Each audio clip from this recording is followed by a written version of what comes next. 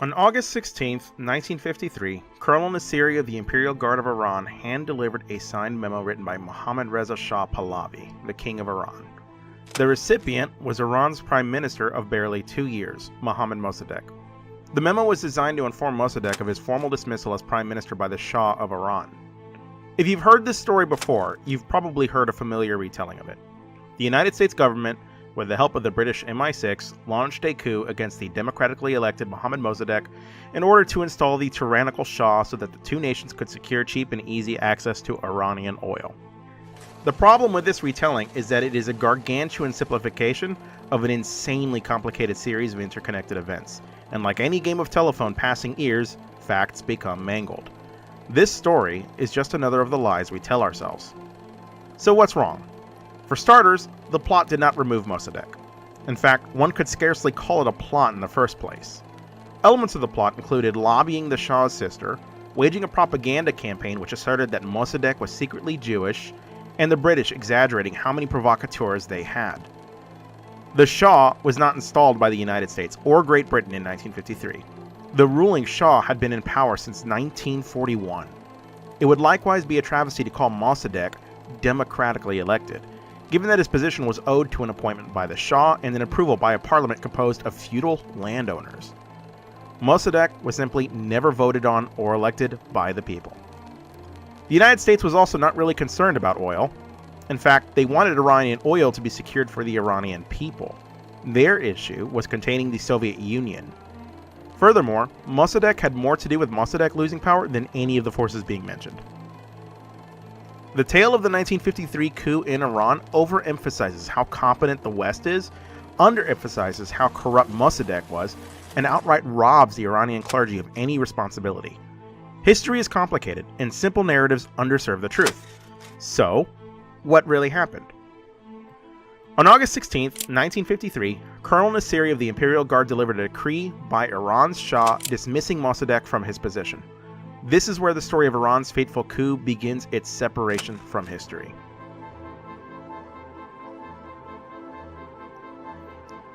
To start with, we must discuss this man, Mohammad Reza Shah Pahlavi of Iran. We must discuss how he was tested, who he was tested by, and how he overcame his tribulations. Our story starts during World War II. Iran had been under Allied occupation during the course of the war with a formal commitment to leave months after the war's end. The Soviet Union defied this commitment. Iranian railways had been used to supply the Soviet Union during their fight against Nazi Germany, so their occupation of northern Iran had long been established during the war. Though they had agreed to withdraw 6 months after the war's end, the Soviet Union instead opted to sponsor pro-communist separatist governments in Iranian Azerbaijan and Kurdistan, and backing those separations was the Communist Two-Day Party of Iran. The Azerbaijan Democratic Party declared themselves independent of Tehran. They disarmed and occupied the military barracks and forts of the Imperial Iranian Army. The Two-Day Party of Azerbaijan dissolved to join the Azerbaijani Democratic Party. In Iranian Kurdistan, the Republic of Mahabad was likewise created, sponsored, and supported by the Soviet Union. The Mahabad Peshmerga engaged in several ambush attacks with Iran, and had done so under the blanket protection of the Soviet Union. To reiterate this point, Joseph Stalin committed to leaving Iran within 6 months of the war's end, and was instead sponsoring, arming, and training separatist movements within Iran with the intent to establish a Soviet satellite state, which kicked off the Iranian crisis of 1946.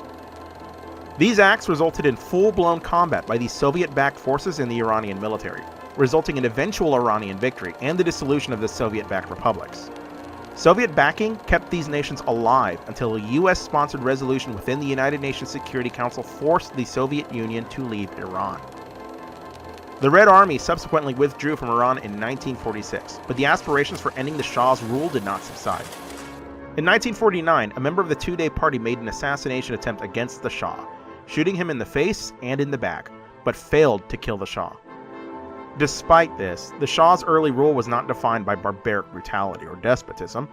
The Shah seemed to reject the heavy-handed diplomacy of his father and was himself far more reserved and muted in his affairs. At 32 years old at the time of the crisis, it was the opinion of virtually all actors involved in this affair that the ruling Shah was little more than an empty suit. content to let events play out, and too timid to challenge any of the players. Think of him as Tommen Baratheon. Minister Abbas Gulshain, and I'm sorry if I'm pronouncing that wrong, I am an American, signed a contract with the Anglo-Iranian Oil Company, increasing Iran's share of the oil. To formally adopt this agreement, the support of the Iranian parliament, called the Majlis, would have to be secured. Politics then, as it does now, often complicates things.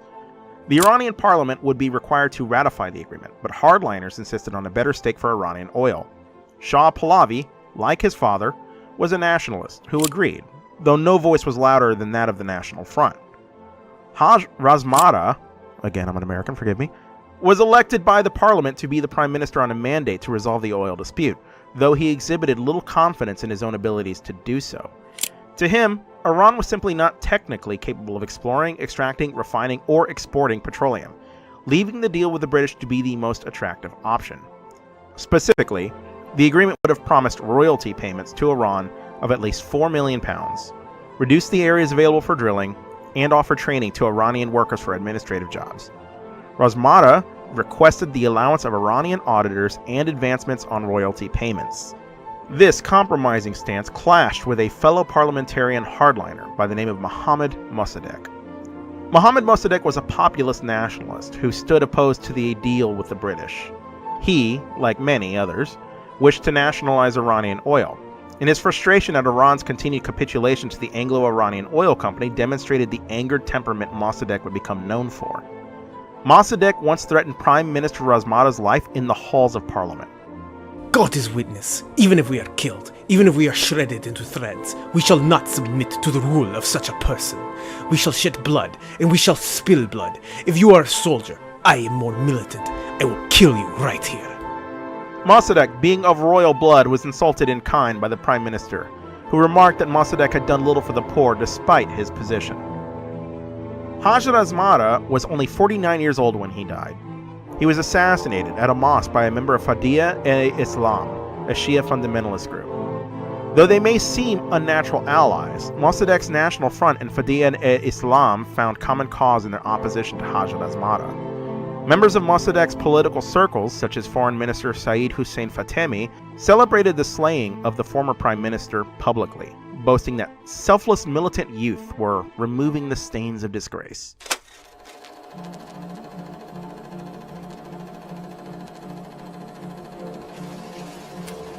Mossadegh ascended to the rank of prime minister following the assassination of Razmada, and used his powers as prime minister to undermine the Shah, take over military powers, dissolve the Supreme Court, and utilize armed thugs to crack down on critical media.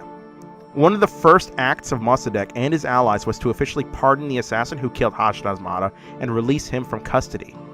Mossadegh argued that Razmada had committed treason against Iran, justifying his assassination at the hands of an Islamic extremist group. Furthermore, the assassin's livelihood was mandated by law. Once he was free, the Iranian taxpayer would pay for the assassin's bills. Oil is something of a red herring to this story. It was the nationalist fury over oil which saw Mossadegh's rise to power, and his populism carried his support into being prime minister. That Iran should control her own oil was not really that controversial, both within and outside of Iran. Even the Shah favored nationalizing the oil industry. Mossadegh took everything a step further though, rejecting negotiations with the British and seizing British oil assets. Mossadegh then deported British oil workers from Iran, causing a total shutdown of Iran's oil industry and international sanctions against the country. It was this stunt which involved the United States into the dispute. Mossadegh was intransigent, going so far as to reject a 50-50 share split with the Anglo-Iranian Oil Company. Simply put, Mossadegh isolated Iranian oil from the world, bringing ruin to their economy. A recession and currency devaluation plagued the Iranian economy as a result, causing Mossadegh to play monopoly money in desperation. He printed money, and I don't have to tell you, this is always a bad idea. He did so without the say-so of the Iranian parliament, and without consultation from the National Bank. Shockingly, printing money did not fix the issue. It simply caused inflation. Mossadegh's National Front, a coalition of support in parliament, also began to crack under the pressure. The clerical faction of Iran, led by Ayatollah Bajerdi, became increasingly disillusioned with Mossadegh's plan for land redistribution, the political enfranchisement of women, and prospects of modernizing Iran, despite presenting a united front on nationalizing oil. This fact was noted by Ambassador to Iran Loy Henderson in a telegram to the State Department, where he noted, "During the last 6 months, there has been a sharp shift in basic Mossadegh support among political leaders. Most elements of the original National Front movement are now in open or tacit opposition. Mossadegh's support now appears largely to rest on security forces, which he tells me he does not trust. Government bureaucracy, including newly appointed governors general whose loyalty is untested, government monopoly of radio, and variety groups and individuals with widely divergent interests. When it serves the party's interests, Tudeh also rallies to his support in times of strain. Nevertheless, his failure to solve the oil problem in ways economically advantageous to Iran, economic deterioration of the country, his frequent use of mass demonstrations in order to bring pressure on opposition, his inability to obtain cooperation from outstanding political leaders in the country, and his resort to military law to maintain order have served to weaken his popularity, even among the masses." To put it simply, Iran was in a state of disarray. Mossadegh wielded the powers of government like a curious 10-year-old with a gun. He was reckless, and he challenged Iran's entire system of constitutional order. Before Operation Ajax ever existed, the CIA learned of an internal Iranian plot to replace Mossadegh. By this point, even the Shah had grown weary of Mossadegh. According to CIA documents, the Shah backed the ascension of Fazlullah Zahedi to be the new prime minister, but wished to resolve Mossadegh's term through parliament. Shah Pahlavi did not favor directly dismissing Mossadegh from power, as he had believed that the British favored retaining Mossadegh to undermine the power of the Shah. By this point, Zahedi had dropped his coup plot in favor of the Shah's plan to let the events ride out, as Mossadegh was growing increasingly isolated and unpopular. Leading clerics were uniting in a mutual desire to bolster the Shah's position out of convenience. Operation Ajax was led by Kermit Roosevelt, though the plot scarcely had any real details. In a March 1953 memo, the CIA outlined the resources they had to oppose Mossadegh, which ranged from, "The CIA presently has no group which would be effective in spreading anti-Mossadegh propaganda. Gossip will be so ineffective as to make it not worth considering. The CIA has no group in Iran which could effectively promote riots demonstrating against Mossadegh, and tribal leaders are pro-Mossadegh and rather anti-Shah." If this was the CIA plot against Mossadegh, it's amazing how it went from impotent to outright regime change in a matter of months. That propaganda campaigns were waged against Mossadegh is undeniable. That Mossadegh's downfall was that people thought he was a secret Jew because of the United States is, frankly, laughable. It's at this time that we cover a few more erroneous misconceptions before continuing. It was not the British who asked the United States to intervene in the interest of oil. It was the Iranians, much to the anguish of the British. Mossadegh himself requested American mediation in negotiations, believing America to be a strong supporter of freedom. Despite this, he rejected all initiatives offered by American diplomats, including a deal he had privately agreed to in which Iran's oil fields would be owned by Iran but operated by international oil companies on Iran's behalf, with compensation deals providing Iran money from the leases and a chance for the Anglo-Iranian Oil Company to purchase Iranian oil. American deals caused tensions with the British, who believed that America should be more supportive considering their previous alliance and ongoing assistance during the Korean War. Despite British disappointment, Mossadegh walked away from a deal he had agreed to in order to advance his own political legacy. Mossadegh was not concerned with securing oil. He was interested in securing his own political standing. Don't you realize that returning to Iran empty-handed, I return in a much stronger position than if I returned with an agreement which I would have to sell to my fanatics? With the collapse of the Iranian economy, the fracturing of the National Front, both the British and Americans beginning to work to undermine him for his intransigence, and the Iranian cleric opposing him, Mossadegh's desperation only grew. In what was an undoubtedly illegitimate referendum, Mossadegh dissolved the parliament. The referendum was 2 million votes in favor of doing so and 1,000 votes against. This move angered the Speaker of the Majlis, Ayatollah Kashani, who mobilized street protests against the Prime Minister. This course of action shifted America's tone regarding regime change against Mossadegh. Ambassador Loy Henderson treated Iranian appeals for help against Mossadegh as Iranian problems to be dealt with by the Iranian people. But by 1953, Washington shifted due to fear of the Communist Tudeh Party taking over the country. Hilariously, Mossadegh attempted to use this fear of a communist takeover to extort the United States into purchasing Iranian oil, urging that a communist revolution would sweep the nation. This was the impetus behind Operation Ajax.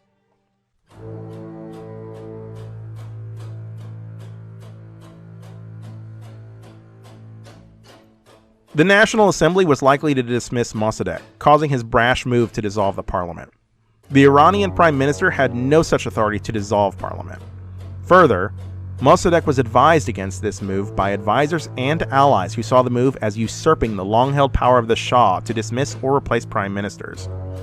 Prime Minister Mossadegh was warned by his close friend Karim Samjabi that dissolving parliament might incite a reaction from the Shah or even incite a coup.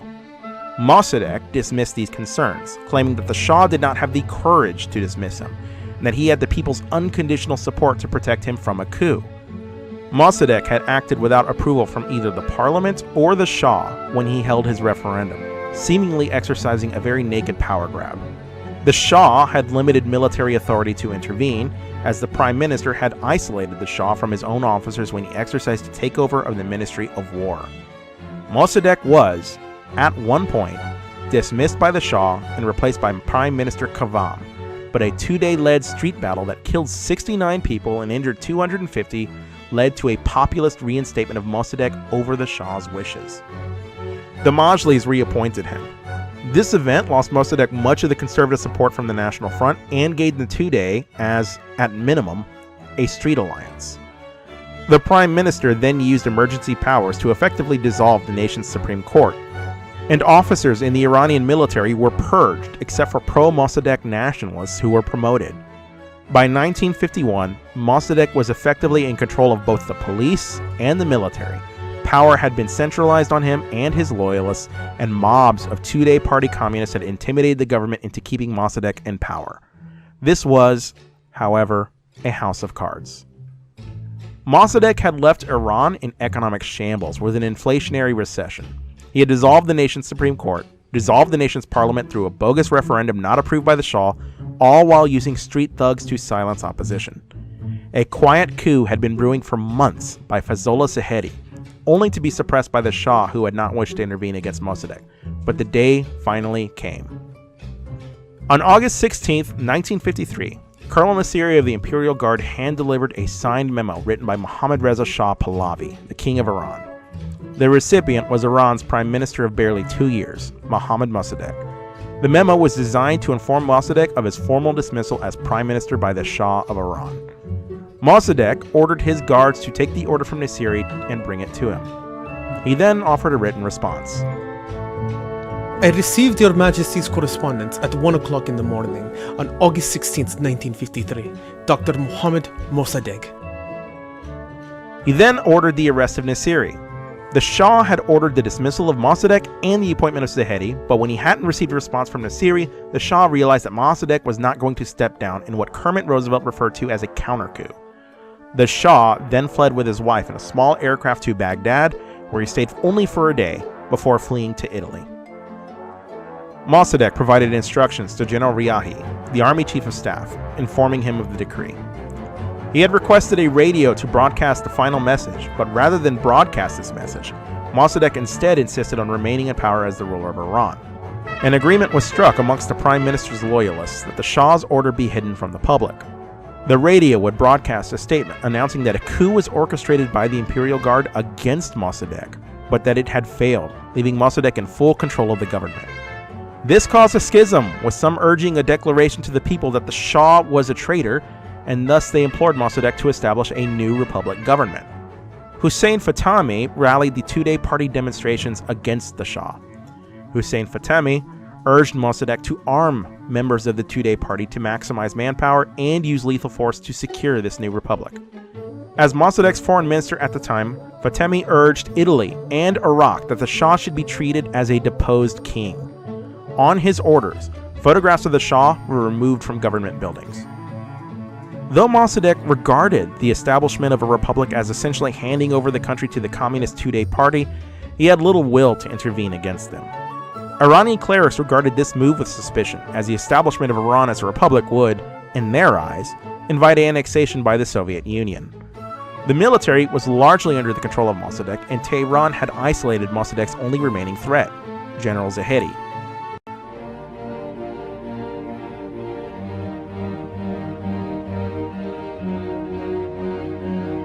While it appeared all but certain that Mossadegh had successfully achieved absolute power due to the Shah fleeing to Italy and Zahedi reduced to hiding in CIA safe houses, a major gambit had long been at play.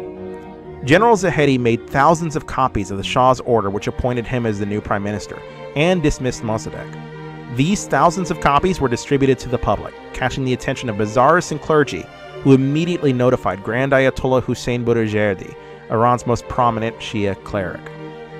The Ayatollahs were in no way fond of the prospect of two-day rule or Soviet annexation, and so thought it imperative to support the constitutional monarchy of the Shah. Burijerdi therefore endorsed General Zahedi as the prime minister, and called for protests and rallies to support this. Ayatollah Koshani likewise rallied street protests in fear of a communist takeover of Iran. Government offices were seized by the crowds, and military officers in Tehran refused to recognize or obey orders from Mossadegh, and any allegiance with the new deposed prime minister would mean armed conflict with fellow servicemen who were loyal to Shah Pahlavi, a conflict none of the officers wanted due to their own weirdness with Mossadegh and their own anxieties about two-day rule in Iran. Mossadegh was protected only by the guards of his own residence. When crowds of civilians gathered around Mossadegh's residence in Tehran to seize the main base of the government, guards opened fire, killing 40. By 4:30 p.m., August 19th, Mossadegh required a lien for safety. Brigadier General Nasratollah Fuladvand advised Mossadegh that it was over. No amount of fighting would keep him in power. It would only shed more blood. Mossadegh agreed, hung a white sheet for his surrender over his window, and then fled his home. Just like that, the crisis came to an end a mere 3 days after it had started. The chaos which allowed Mossadegh to consolidate power acted as a conduit for Zahedi to take office of prime minister from him. Opposition to Mossadegh strengthened the Iranian clergy, making an unusual alliance between the modernist Shah and the conservative Ayatollahs. The Shah, once in exile from his own country, was now reinstated. Fears of two-day party control of Iran worked in America's favor. Kermit Roosevelt was able to claim credit in the chaos with the claim that he resalvaged an American operation to bring an end to Mossadegh, something we now know isn't true, but who could prove the enterprising Roosevelt wrong then? Shockingly, the CIA station in Tehran did more to undermine Roosevelt's claim than any of the actors within Iran when they wrote that the royalist pro-Zahedi movement of August 19th contained a large element of spontaneity, and there seemed to have been a genuine reaction of shock and dismay on part of the Tehran population when the Shah left Iran for Iraq. Though bombastic, Mossadegh's term opened up many opportunities for different groups to strengthen their own positions, and those who gained the most would work to continue to outmaneuver others until the 1979 revolution, when the clerics took over Iran and dissolved its former government. There were two coups in Iran in 1953. One was Mossadegh defying a written dismissal and seizing power for himself. The other was the clergy shepherding support for General Zahedi to become prime minister. The United States was largely ineffective, despite taking credit for the operation which ended the Mossadegh regime. Regardless of what the United States did, Mossadegh was going to fall. Though Roosevelt would like to take credit for his fall, the U.S. State Department offered a much grimmer outlook on the situation when Mossadegh launched his coup attempt. The move failed. Actually, it was a counter-coup, as the Shah acted within his constitutional power in signaling the decree replacing Mossadegh. The old boy wouldn't accept this, and arrested the messenger and everybody else involved that he could get his hands on. We now have to take a whole new look at the Iranian situation, and probably have to snuggle up to Mossadegh if we are going to save anything there.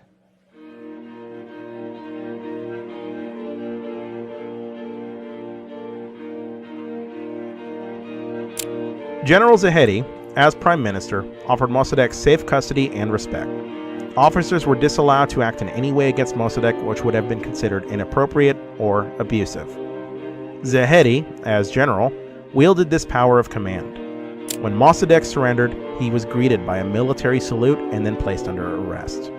Mossadegh was then tried for defying the Shah for a 3-day period after his dismissal. Mossadegh was sentenced to 3 years in a private prison in a military barrack before being exiled to his home village where he stayed until his death in 1967. Hussein Fatemi was tried, tortured and executed by firing squad for treason. Abdullah Ali Khan, Mossadegh's Minister of Justice, was beaten to death by a mob following the coup attempt. The Iranian economy was still in tattered conditions, forcing the nation to sign the Consortium Agreement of 1954, which granted international oil companies 50% share ownership over Iranian oil production. This event has painted some egregiously misleading pictures, specifically about how nefarious the United States was, how democratic Iran was, how innocent Mossadegh was, and how little the clergy was involved. In a simplified picture, the great empires of the United States and Great Britain deposed a democratically elected leader who wanted to share oil profits with the people and replaced him with a despotic dictator. This picture is wrong. It robs the Iranian people of agency, it overplays what the United States did, and it severely underplays what Mossadegh did. No person is more responsible for the downfall of Mossadegh than Mossadegh himself, and his intransigence and bullheadedness ruined the lives of the people he killed, their families, his staff who were executed as traitors, and his own legacy as a well-regarded leader was tarnished following his coup attempt. Everything that happened is happening to the backdrop of a very real threat from the Soviet Union to fund, annex, or support two-day independence movements in Iran. A child king survived an assassination attempt by the communists of Iran.